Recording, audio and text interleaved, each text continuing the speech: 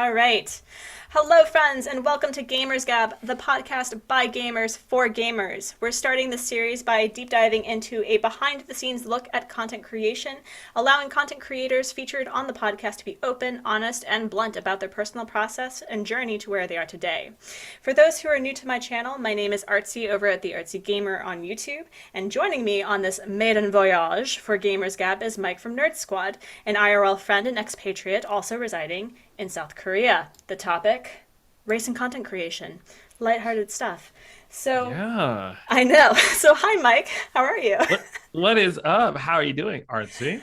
I'm doing great. So, could you take a moment to introduce yourself and your content on YouTube?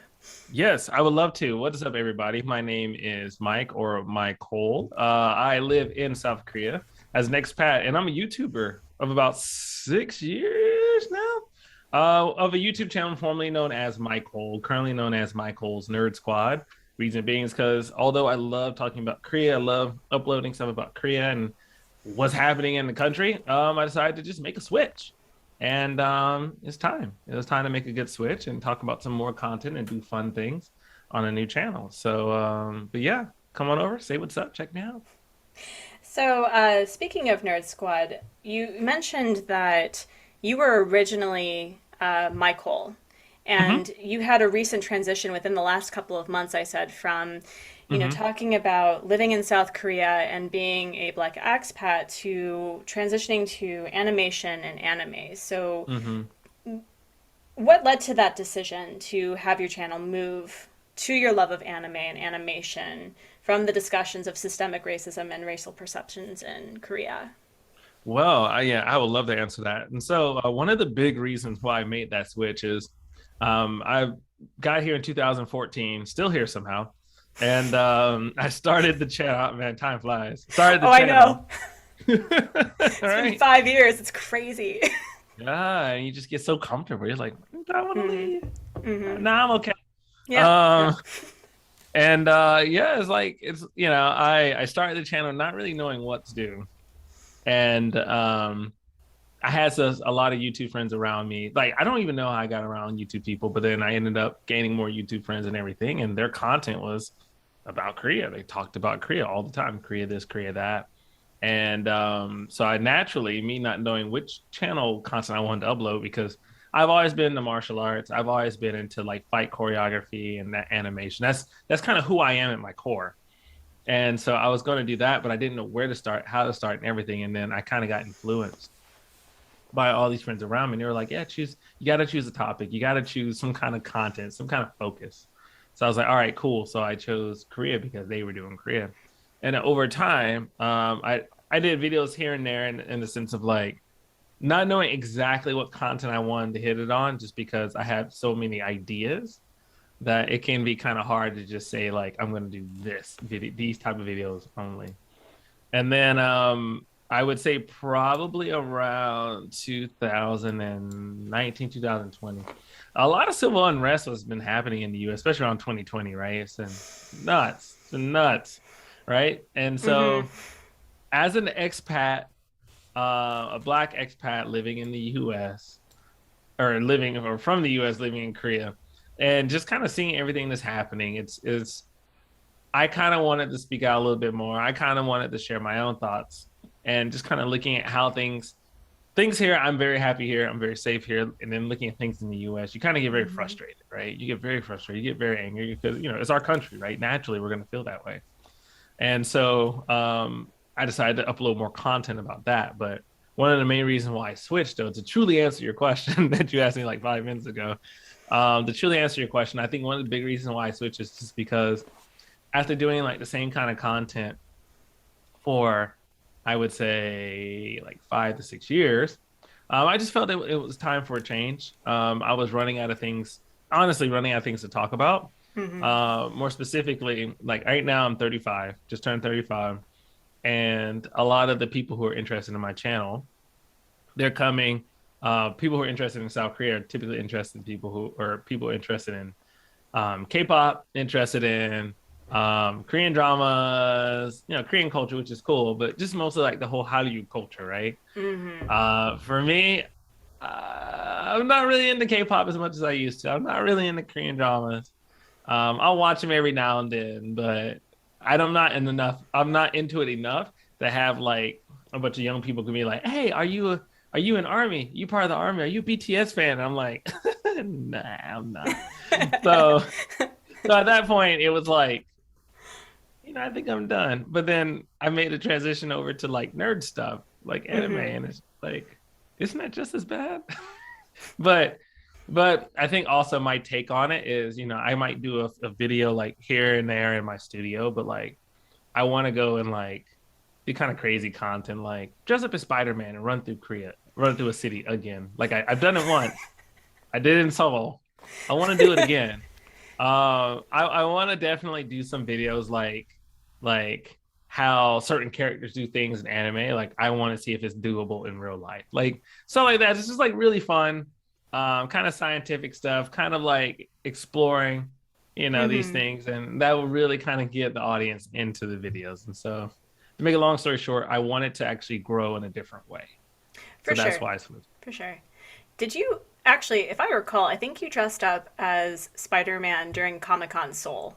I think did you do that? I think you did. I Yeah. did do that, but to take it a step further, when Spider-Man No Way Home came out, I dressed up as Spider-Man and I ran through Hongdae. So, for those who do not live in Korea, can you explain where that is and why that's significant? Yes. So Hongdae is an area in Seoul. It's right next to a university called Hongdae University. Yep. It's very, very, very crowded over there. Very vibrant. It's a very hip place to be. Very hip. A lot of young people. There's a lot of clubs, a lot of bars, a lot of live music. It's just full of people. I went there dressed as Spider-Man in broad daylight, running around, crawling on the ground, doing cartwheels and everything. And so I took pictures with a lot of people. Some people thought I was Tom Holland. They were like, "Are you Tom Holland?" Because it was around the time of the second movie coming out. That's amazing. So they thought that I might have been there promoting the movie. And I was hilarious. like, and I didn't talk. I didn't talk in my suit at all. I let people just be kind of curious as to who I actually was. That's awesome.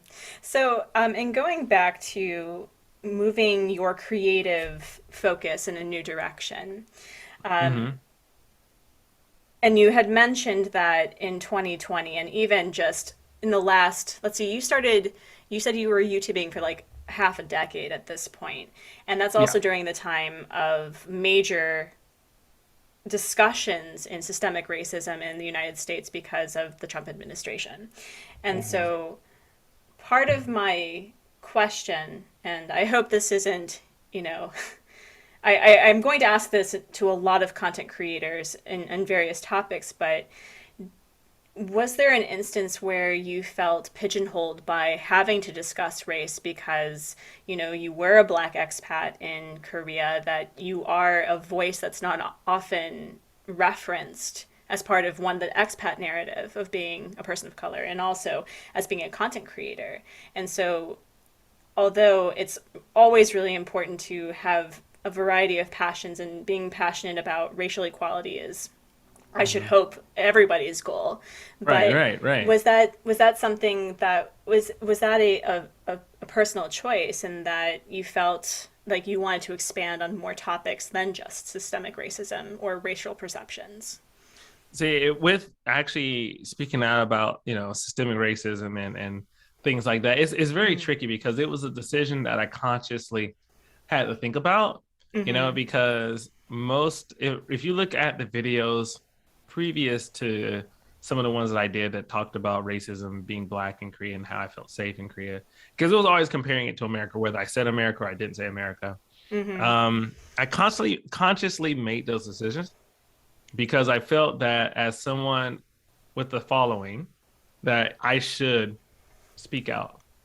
And even though it is my opinion, at least speak out in decency, speak out in humility, speak out in truth, and speak out in facts as well. And I've never a lot of people didn't like that because then they felt like I was being very like political. Mm-hmm. I would say, even if a lot of what I was saying wasn't political, like I would say a lot of social injustice should not be political. That's not political, right? That's just Mm-hmm. you mentioned earlier. It's human decency, right? It's just Mm-hmm. human decency, you know. But I think our country tends to aim everything at politics, and then also with our country, you have to choose a side. You're either on this team or this team, you know. And so yeah, I felt definitely I made the decision to talk about more content like that because it's kind of hard to stand by and let see these things happen. And Yeah. I am my personality is a personality. I don't like conflict, but at the same time, I don't like to be pushed around. Mm-hmm. Um, I'm a big extrovert, and I hate inconveniencing people, but at the same time, I watched a lot of Captain Planet when I was a kid. I'm sorry, and No, so no, don't like be the sorry. whole No, tell us I the love narrative. Captain Planet, and so the whole concept of just like justice and doing the right thing, like I would Mm-hmm. always stay tuned when they would always be like, there's always that lesson The at the end of moral, right? He's the yeah. moral. You got to stay tuned to the moral at the end of the story, and I always watched. And so now, as an adult, I guess they accomplished their goal. It's like as an adult, it's like I feel like my sense of justice is just very high, and when I see things that are wrong, I have to Mm. speak out. And so, yeah, I made that move. I made that move intentionally in order to really get people thinking. I really wanted to get people thinking. Pigeonholed, not as much. I didn't feel pigeonholed only because I made that decision, right? Sure. Mm. Um, it's really funny though if I can kind of backtrack a little bit. Um, is this more of an interesting story?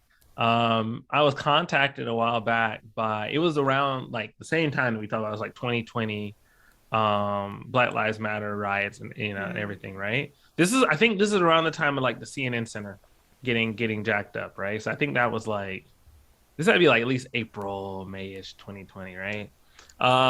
This YouTube channel contacted me. They're based out of Korea and they wanted me to talk about it and debate with somebody who felt opposed to Black Lives Matter.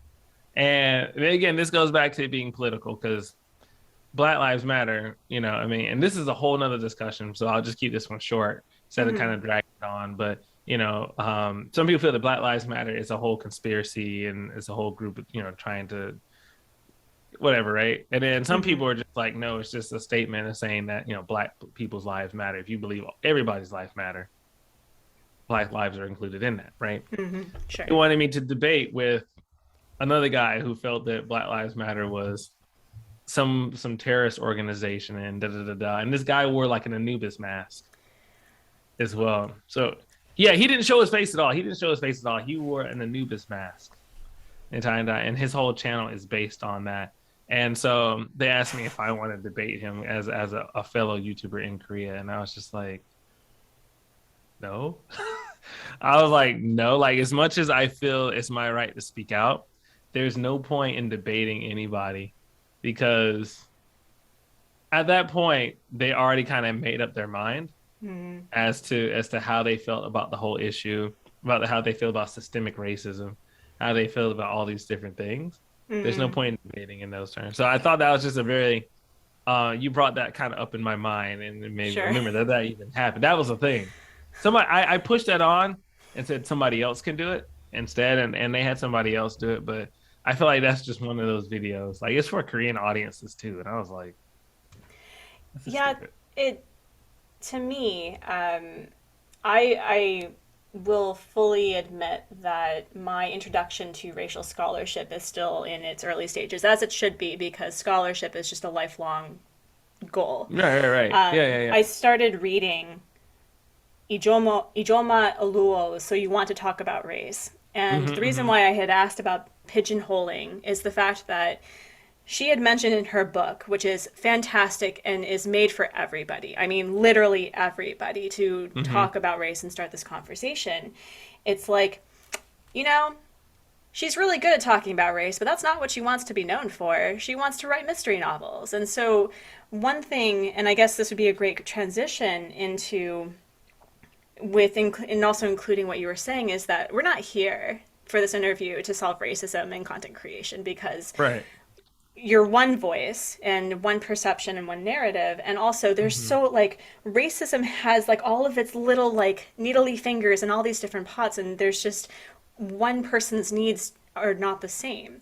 And Right. so I think in moving on to the question, which is perfect, by the way, transition wise, is what do you think is lacking in the conversation revolving around Black content creators or Black and Brown content creators or marginalized communities in content creation? And yeah, we'll just go with that.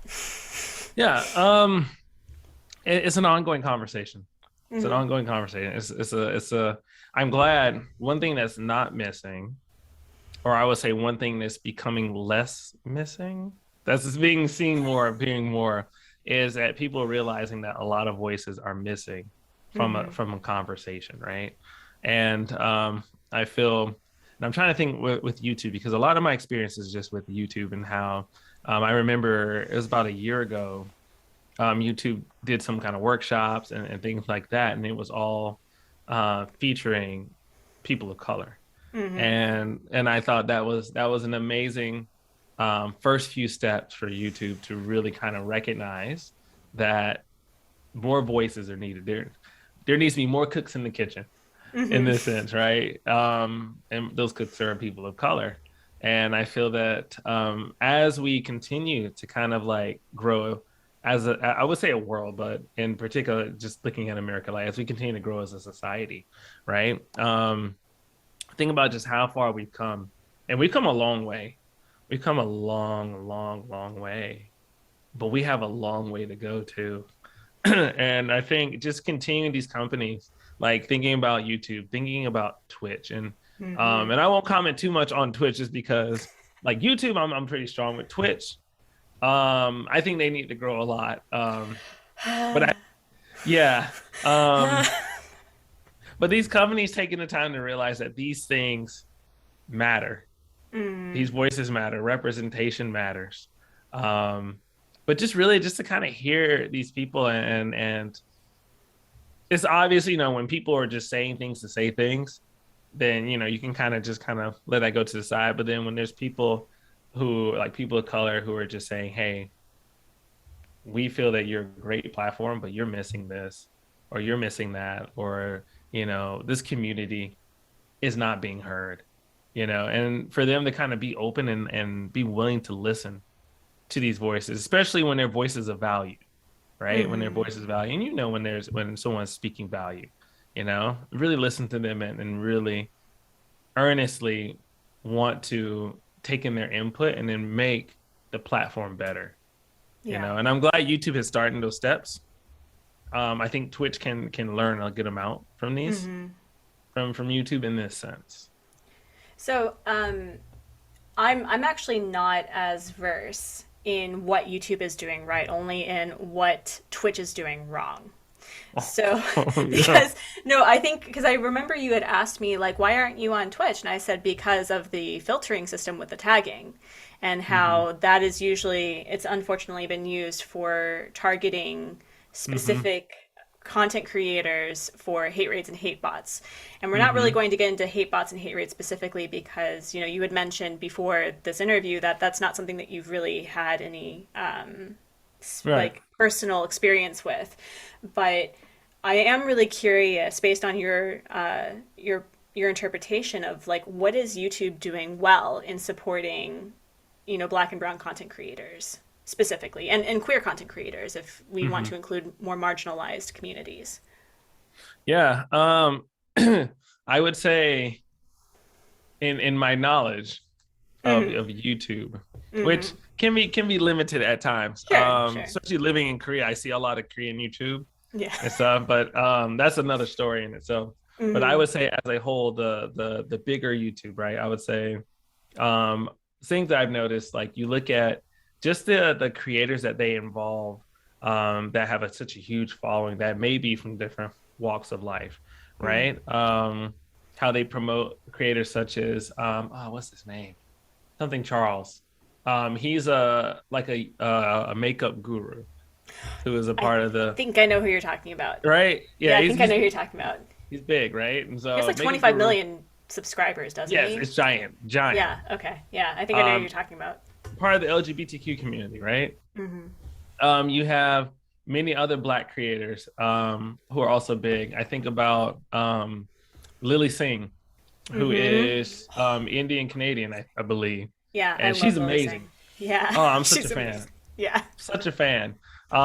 It's just tons of creators out there who are just fabulous, fabulous creators, and I'm glad YouTube has really kind of like helped to promote them. I Mm-hmm. think about it's been a minute since I've seen the YouTube Rewind, but for Mm-hmm. YouTube Rewind, they do a good job of also kind of bringing in a lot of these content creators and just kind of showing them like these are basically big leaders in the YouTube community, you know? So I think for them they're doing a good job in actually putting these faces forward.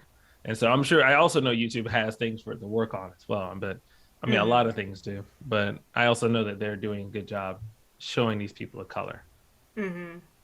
So, you've mentioned that you use YouTube and Twitch, despite Mm-hmm. Twitch's shortcomings. So, Mm-hmm. why do you have two separate platforms for your content? Because so YouTube, again, that's my OG platform. YouTube is Mm-hmm. my OG platform. I've been in YouTube for a while because I love video creation. I love the process of video. Mm-hmm. I love the planning. I love the shooting. I love the editing. I love this what you're able to do. The reason why I like Twitch, one, I love video games. I do love playing video games. Two, also with Twitch, most of the time there's no post production.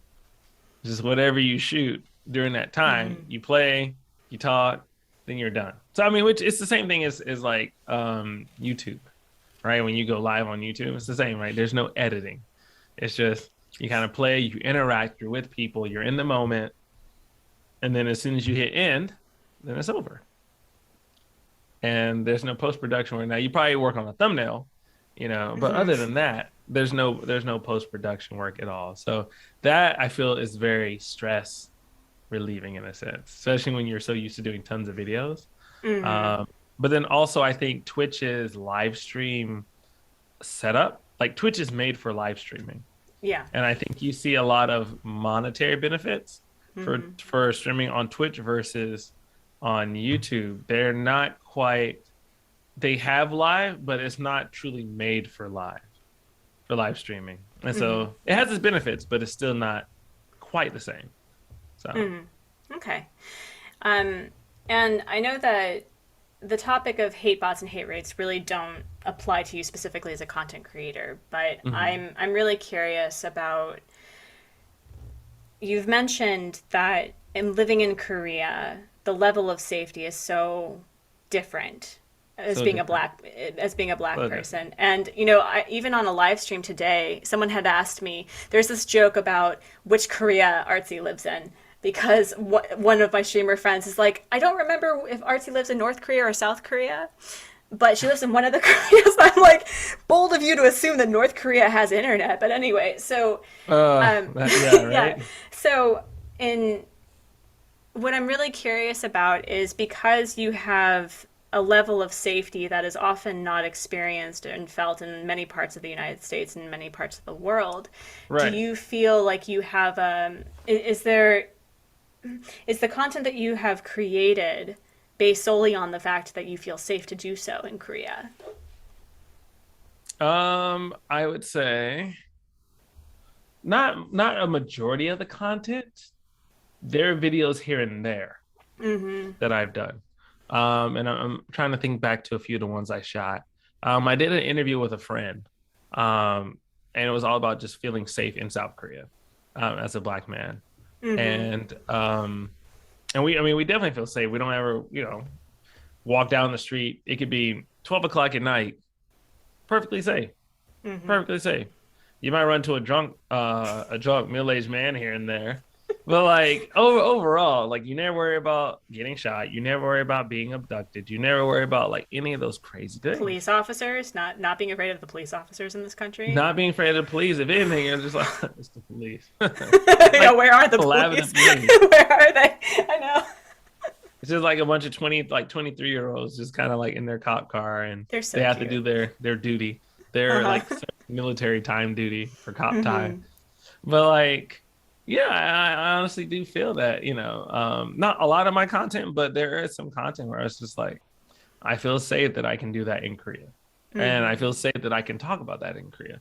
Now, I also feel that my perspective is different because I also live in Korea. Yeah.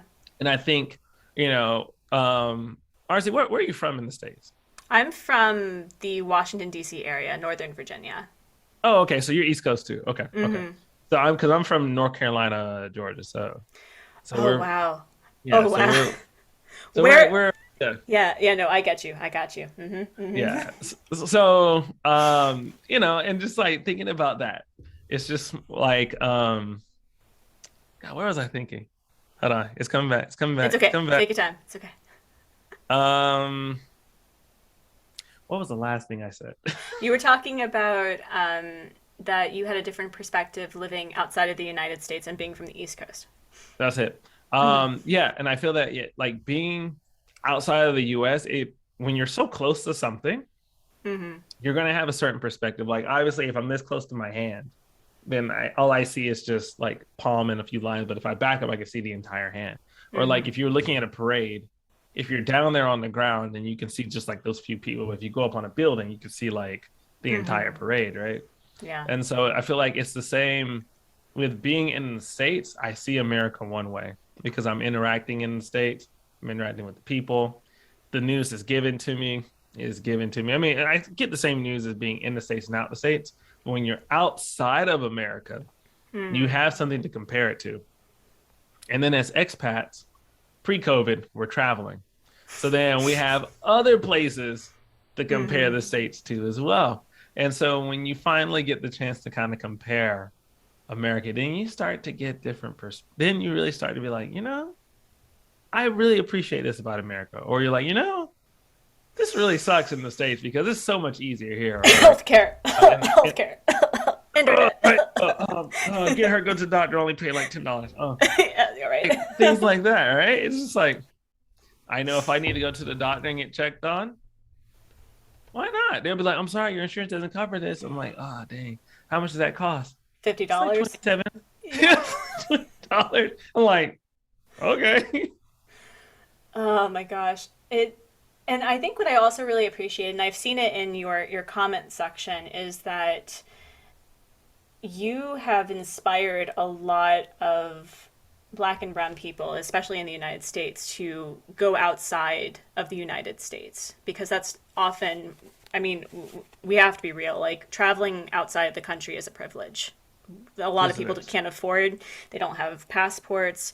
I mean, I wish everyone had the chance to travel outside, but I think what's been really interesting is the fact that whenever I see articles of traveling outside the country, especially as a Black person, it's mostly like which countries to not travel to because you could get shot. And so I think it's really nice to be able to see a perspective of someone who is living outside of the United States and is providing a perspective of, living again as a minority in a country or in a certain community that doesn't really understand that narrative. Right. I mean, it bolded me to assume, since I lived in a very white perspective in a white America, but so go ahead.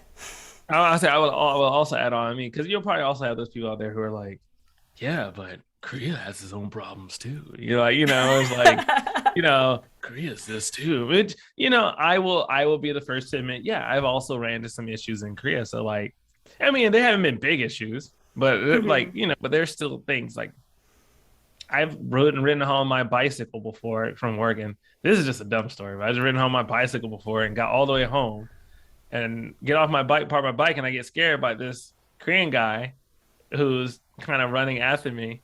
And he's like, hey, he's wearing basketball clothes and everything. And he asked me if I want to play a game of basketball.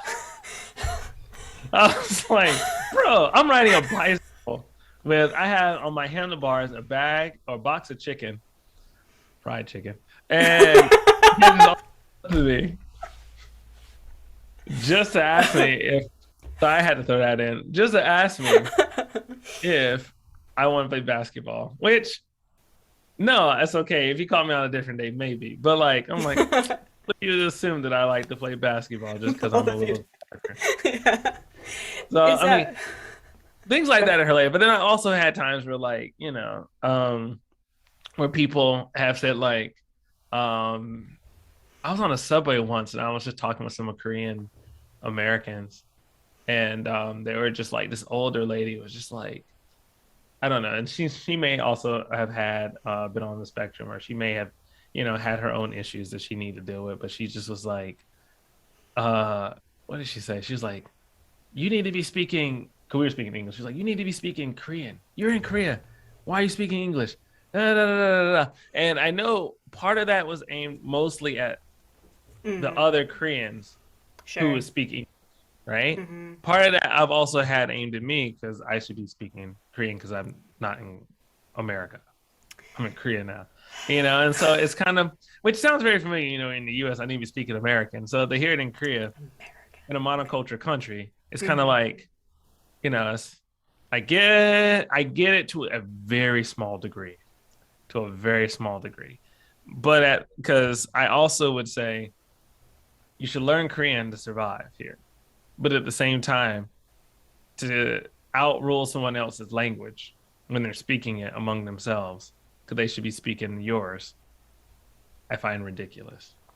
You actually know Korean though. Like I think Yeah. you were in Japan for a while, and then you've mentioned in previous live streams that your Japanese is a little bit rusty. But like whenever you see Korean in your live streams, you start speaking it, and I'm like, I feel really called out right now because I only know 4 words, and that's a problem.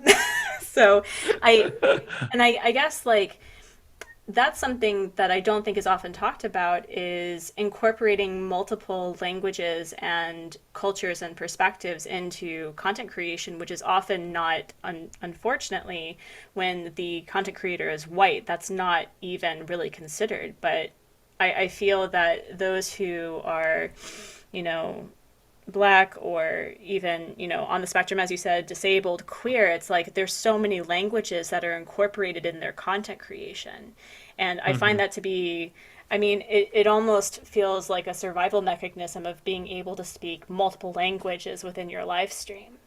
And so I find that incredibly amazing, one, that you speak Korean. So does that mean that Thank you consider you. yourself part of like the Korean YouTube? Is like because you've been here for so long? Ooh, Ooh, ooh, is that a hard question? I'm sorry if it is. that's a big jump. I would say no because, and the reason why I say that is Mm-hmm. because there is a Korean YouTube realm, and it's Mm-hmm. it's really based on the like your subscriber base being my subscriber base is mostly like English speakers, right? Mm-hmm. And then but there's also subscriber bases that are mostly Korean, almost all Korean, right? And so it'd be nice, it would be really cool. Like the only other YouTube channel I would have at this point would be if I was to start a channel and speak only Korean. Mm-hmm. And I still think my Korean is getting to the point where I'm comfortable enough to do that.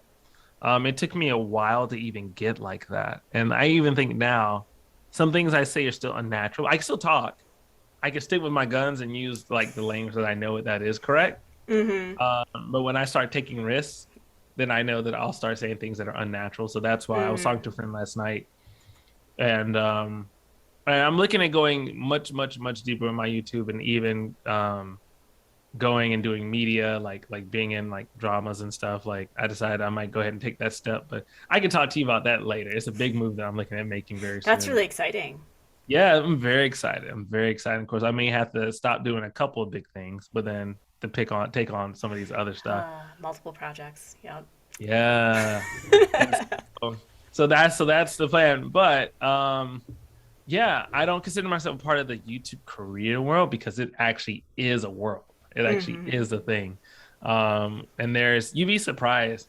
you will be surprised, like at like the Korean, um, like conventions and stuff like that that are happening For and YouTube everything specifically? for YouTube specifically. Wow. Mostly Yeah. whenever I think of like, I know that there's so many other things, but I know that mukbangs are like really big. Am I pronouncing that correctly? Badly, I'm sure. Mukbang, yeah, Yeah. mukbangs. Yes. And for those who don't know, I guess it's the concept of like eating really voraciously on a stream. Is that what they are? Yeah, so like you're basically you have this, I think it's a wide angle lens, and in the wide angle you have like where my hands are, like this much is just food, just all in front, and then the person sitting way back, and they're just like kind of eating food and talking to the camera, and they eat a majority of it. Typically they don't eat for a while beforehand, and then they just kind of just eat Oh all my. the food. It's We're nuts. It's wow. We bananas. got really super off topic. But so okay, I to get it back on topic because you had mentioned that you really didn't have. Hey, look, the prospect of a podcast is that there's some shenaniganery in the center of it. I But love it. I love it. I love it. I know, right? So getting back into the concept of, racial perceptions in Korea and the fact that within the gaming realm and within your live streams with just talking with your community or the YouTube videos that you had that you're transitioning outward is, have you ever had any instances where you've been told or mentioned that you're only providing one Korean perspective when it comes to interviewing people? Oh, all the time. So many times. Really, really, So can many you times. can you can you can you dive deep into that for a minute? So many times.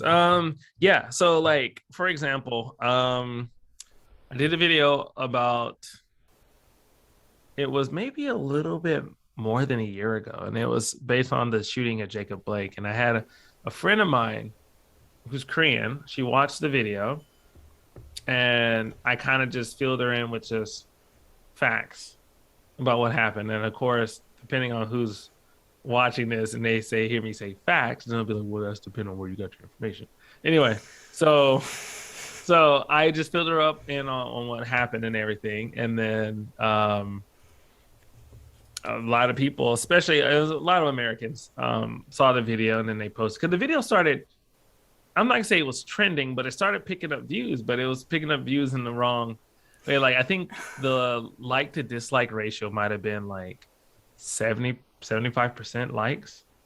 So solid like one-fourth of it were Wow. dislikes. Wow. Excuse me, and I think it's because it got in front of certain eyes, and it was posted somewhere, and then people just started like talking about it, and they felt that I was providing only one perspective, Mm-hmm. and that of course I didn't like take up for cops or believe in cops, and I was against law enforcement, which I don't know why. Just because I say this is wrong, that means I'm against law enforcement. Um, and I mean, it was things like that, or like things like what else did I do? I did another video on the a friend of mine wanted me to tell her about the protest. She's also a YouTuber, so I said, yeah, sure. So we did something very similar to this, and in our, we talked about it, and then when I edited, I put in like a lot of historical clips and everything. A lot of people felt that I was also very leaning in that as well. But I think probably one of my biggest videos was, do you remember, it's about 2017, Childish Gambino came out with This Is America. So Mm-hmm. it was a great song, right? Great song. Mm-hmm. So I had 4 Korean friends watch the video and react. And I basically explained to them what happened in the video, like what everything was meant to be and everything. And that was my highest viewed video. It was like 660,000 views or something like that. Still never got a video higher than that. And one of my friends in the video, she says, I don't understand why I guess people love the gun so much and why they care more about their guns than people. Mm-hmm. And she seemed very confused at that. I got a lot of people were not happy with that statement. A lot of people were very happy with the statement. A lot of people were very unhappy with the statement as well, Mm-hmm. because a lot of pro gun folks felt that I was very biased in the perspective that I gave. But really, I was just kind of telling them what the video meant. Um, and I just told them what a lot of people thought in America. Of course, there's a lot of people who also are for guns, you know. Um, But I guess it truly just depends Hmm. on your perspective, and I try to just give it to them straight away. But yeah, straightforward, and people weren't having that. They weren't having that. So, in addition to you being accused yourself of being Yeah. one specific voice, is have there ever been any concerns and comments on the fact, like, which type of Korean person that you interview? Because you've mentioned interviewing Korean friends, but I think you've also interviewed Koreans in the wild, right? Like Oh in Seoul a yeah, couple on the times. streets. Yeah, Yeah. yeah. I So met with have people on the streets. yeah. So has there ever been any sort of commentary of, like, you're only representing one sort of Korean perspective, either from Seoul or a gender or an age group or anything like that, or Luckily not that. No one has been able to kind of like decipher between like different like Korean like demographics of Koreans. They they just felt should. that like either I myself was Mm-hmm. giving like leading information, Mm-hmm. or that I was using people who I knew and stuff like that just to give off a certain message. Mm-hmm. But that was about it. But I still yeah, I've never run into that one, but that would have been really interesting if you were like, you're using people from the city. You need to use people from the country. Like, and Well, feel what they think. because I think what's been very interesting is, and I mentioned on a live stream today about how you, as a black person, tried skin whitening cream, like Yeah. Korean skin whitening cream, and so the concept of beauty and a certain perspective that is featured in Korea, which is not the whole, obviously, but is a vast majority, and so Mm-hmm. I'm really curious about whether or not you're held to a specific standard because you are, quote unquote, quote unquote, you're a black person, a black content creator who's considered a marginalized, you know, member of community. Wow, I can't word. So it's like I Yeah, yeah, I wonder. get it. Yeah, I know. Well, white people suck talking about race, so let's be real. But like, there's just like this idea that I'm really curious whether or not, because you are a black content creator, you're held to a higher standard when it comes to talking about race because you represent the whole of the problem Mm-hmm. Mm-hmm. in your narrative and talking about it. And so, Mm-hmm. yeah, that's. Yeah. Yeah. I feel that when we do talk about it, people listen. Like, I'm trying to think about in the realm of Korea Mm-hmm, because there's not many of us. mm-hmm, And I say that in confidence. mm-hmm, There's not many black creators. And I know black creator in itself is a big word. It's a big mm-hmm, term because I would say when I was doing YouTube, on Korea, I could count on one hand how many African American or Black American males. I would say also though Canadians. Um, I would say diaspora. So mm-hmm, like any of us who have African roots or may not be from Africa, I can count them on one hand how many there were in Korea who were YouTubing. Um, and typically, yeah, like whenever we talk about something, like people will listen at the same time. Um, I don't feel like I was walking on eggshells because sometimes with mm-hmm. being a minority, and you're in a certain space, you may feel like you're walking on eggshells. Because I've been in places in America, spaces in America where I felt like I was walking on eggshells because and being looking very different, that you have a certain amount of chances to either please people, do the right thing, not look a certain way before people start believing you are this, Mm-hmm. or before they don't trust you or stuff like that. Um, in Korea, luckily, a lot of my experiences have been positive as a content creator, have been very positive. Not saying that they're all positive, but just from what I've experienced and the spaces that I put myself in and the Mm-hmm. people who I've associated with, I've Mm-hmm. only had positive responses. Now, there's also been some people who kind of stereotype me, but I think that might have been Korean.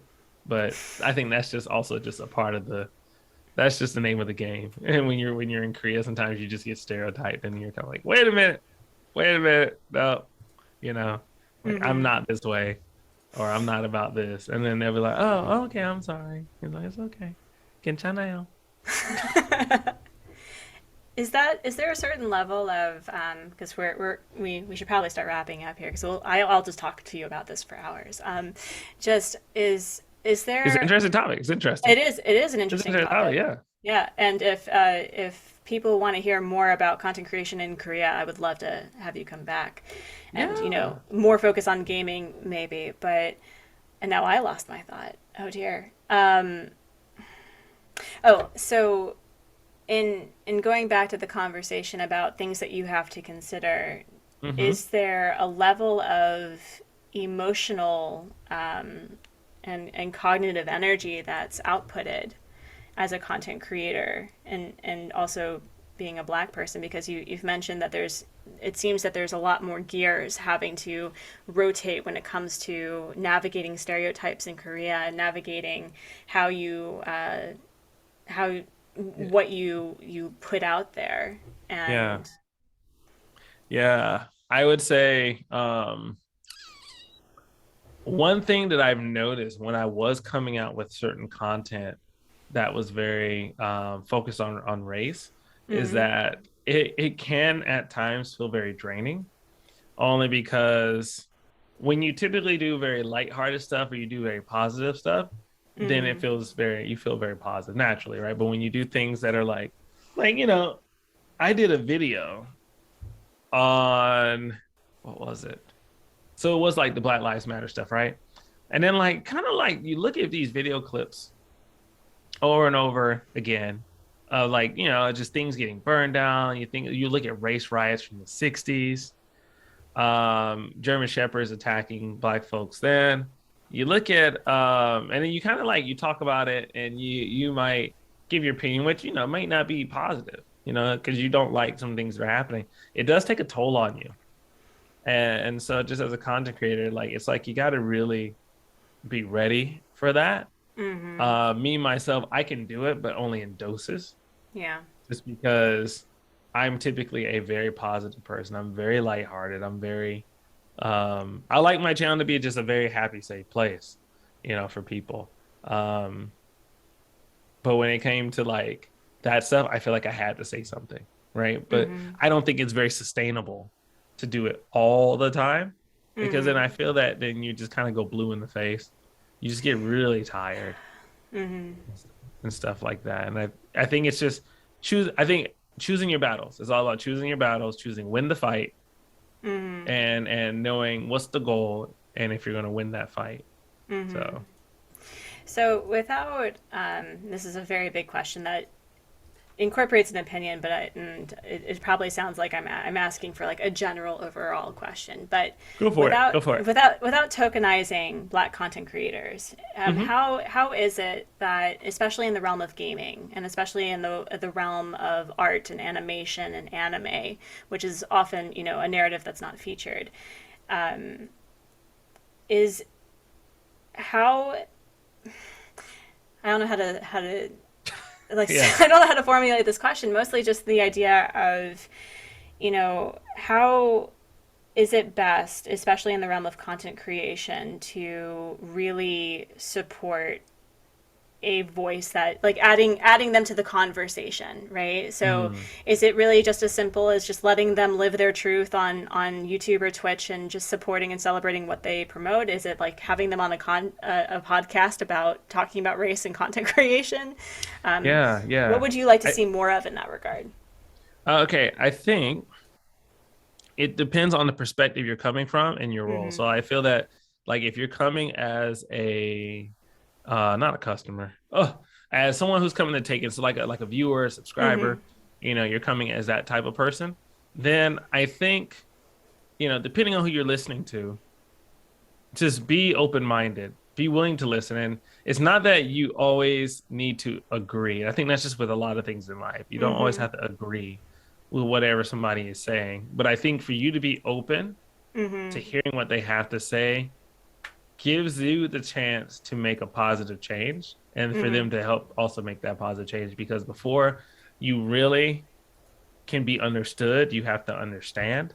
Mm-hmm. And so to stop and try to understand somebody before you write your comment down and start arguing people in the comments, just trying to understand the perspective where this person's coming, because Yeah. hopefully they're coming from a stance of experience, or they're coming from a stance of uh being in a place where they know. I'm trying to think, I want to say what they know what they're talking about. So like if they have been discriminated against, they know because they felt it and it Mm-hmm. doesn't feel good. So before you can really just try and um take somebody's cookies or step on their chips and just like crush it, before you even get to that point, listen to what they have to say, because there's probably going to be a lot of truth in it, right? Even if Mm-hmm. you didn't experience it, doesn't mean other people don't. I Mm-hmm. think if you're another content creator, I think even just what you're doing right now is a great example where you're just like, some people have stories that they need to share Mm-hmm. that I think would be helpful for other people to hear. And so I'm going to feature them and kind of help them get their message out to other people. Mm-hmm. And so I think this is a great example of having somebody else on your channel collaborating. Um, and if you're like something bigger, then again, having these stories featured, because I think stories are powerful.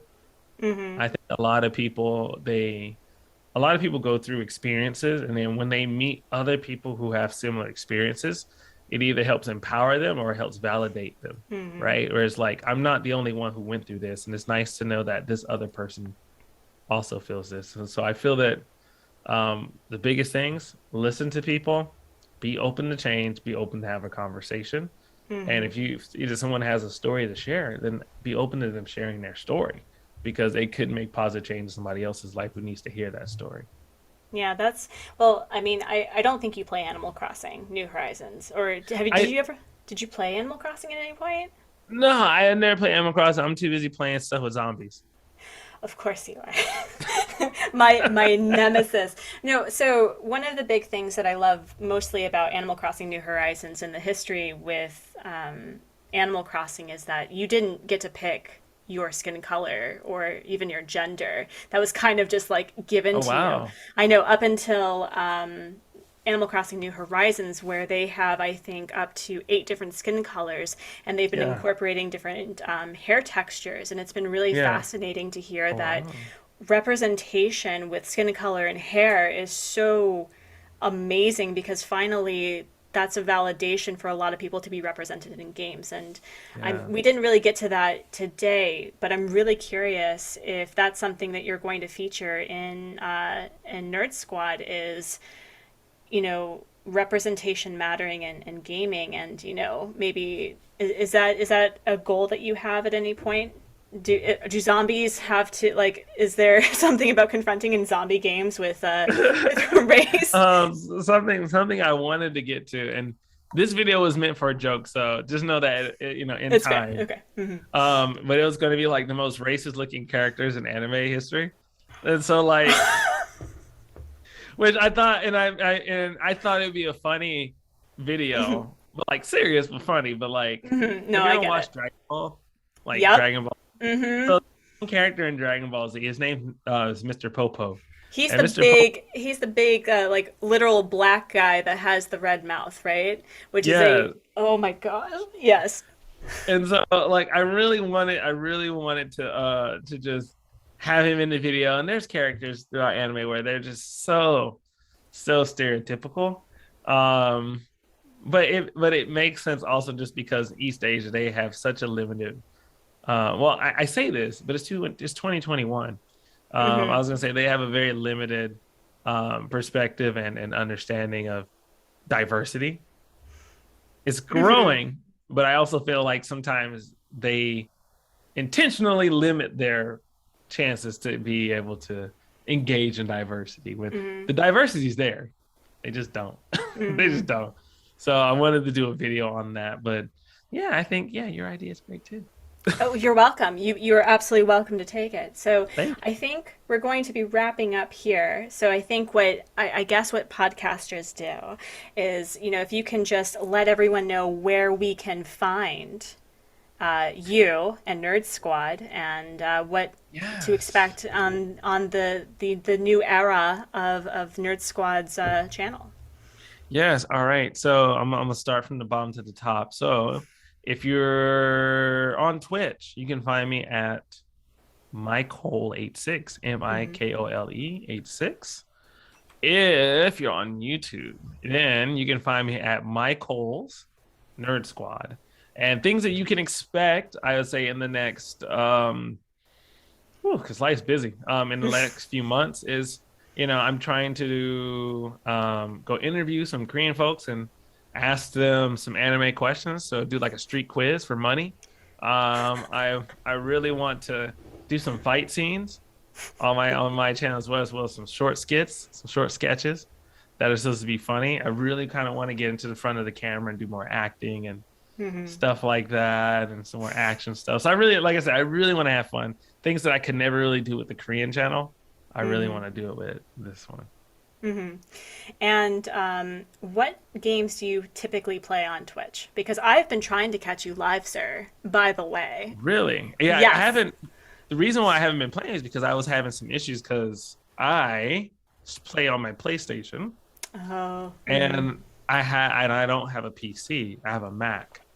And so my setup is extremely tricky and how I do everything. And so something stopped working until like recently, where I just screwed around with it and it got it to work again. So to answer your question, typically you'll catch me. I play a lot of horror games.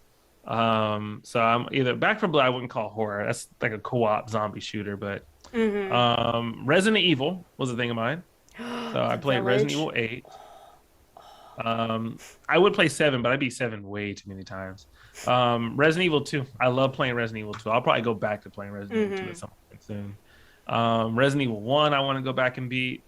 And then also The Witcher. I haven't finished playing The Witcher yet, and I love The Witcher. So I'm all about action, body horror, zombies. Yep. Okay. So basically I'm going to be there for support and just have you kind of like, so I think I've told you this and we'll end it from here, but I grew up with like having weird phobias of being like eaten. And so in my late teens, early 20s, I developed a phobia of zombies to the point where any mention of zombies would send me into a panic attack. And so I have definitely evolved since then, being able to watch The Village.